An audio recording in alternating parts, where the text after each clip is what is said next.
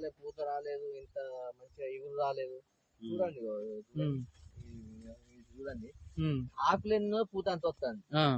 మళ్ళీ రావడం అంటే ఎక్కువ ఏం లేదు. ఇక ఇక మన అయితే ఇప్పుడు 82 ఉంది కదా, మన వేరే వాటర్లలో లిక్విడ్ లా కలిపి స్ప్రే చేస్తాం కదా, ఒక 20-25 డేస్ వరకు మంచిగా ఉంటుంది మందు. ఇప్పుడు ఆకు మీద ఏర్పడుతుంది మన షైనింగ్ అంత ఉంది. ఇట్లా చూసిన వైట్ వైట్ గా మందు ఏర్పడుతుంది. ఇది వేరే వర్షం పడితే ఇంత ఉంది, వేరే మామూలుగా వచ్చినప్పుడు ఓన్లీ ఒక 1 వీక్ వరకే ఉండేది దాని. ఇప్పుడు 82 మీరు చెప్పింది కదా, ఇది ఉంటుంది సార్, దాని పవర్ కంపల్సరీ ఉండాలని అబ్జర్వ్ చేసిన. ఈ ఆకుల మీద మందు ఎఫెక్ట్ ఏర్పడుతుంది చూడండి.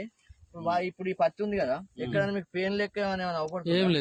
ఇప్పుడు ఆ పక్క దాంట్లో చూడండి, మొత్తం ఇట్లా బంక పెయిన్ లెక్క తెల్ల కింద నుంచి మీరు దాకా పట్టుకుంటే ఆ చెట్టు అంతే ఉన్నది.